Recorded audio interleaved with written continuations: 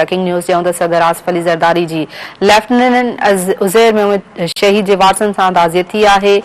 सदर आसिफ अली ज़रदारी शहीद जे घर पहुची संदसि वारसनि सां ताज़ियत कई आहे। आसिफ अली ज़रदारी चयो आहे त उज़ैर महमूद दहशतगर्दनि जो मुक़ाबिलो कंदे शहादत माणी। उन जो त क़ौम खे बहादुर शहीदनि ते फ़ख्र आहे।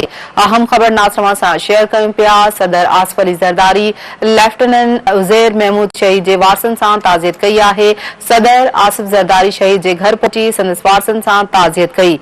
अव्हांखे ॿुधायूं पिया आसिफ अली ज़रदारी चयो आहे त दहशतगर्दनि जो मुक़ाबिलो कंदे शहादत माणी।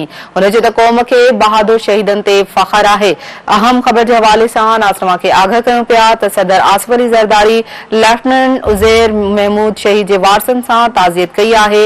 सदर आसिफ अली ज़रदारी शहीद जे घर पहुची संदसि वारसनि सां ताज़ियत कई। इन हवाले सां अव्हांखे वधीक ॿुधायूं त आसिफ अली ज़रदारी जो चवणु आहे त उज़ैर महमूद दहशतगर्दनि जो मुक़ाबिलो कंदे शहादत माणी आहे।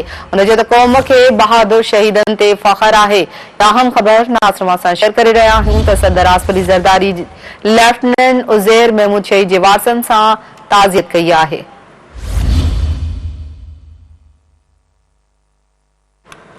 सदर आसिफ अली ज़रदारी शहीद जे घर पहुची संदसि वारसनि सां ताज़ियत कई आहे। आसिफ अली ज़रदारी चयो त उज़ैर महमूद दहशतगर्दनि जो मुक़ाबिलो कंदे शहादत माणी। हुन चयो त क़ौम खे बहादुर शहीदनि ते फ़ख्र आहे।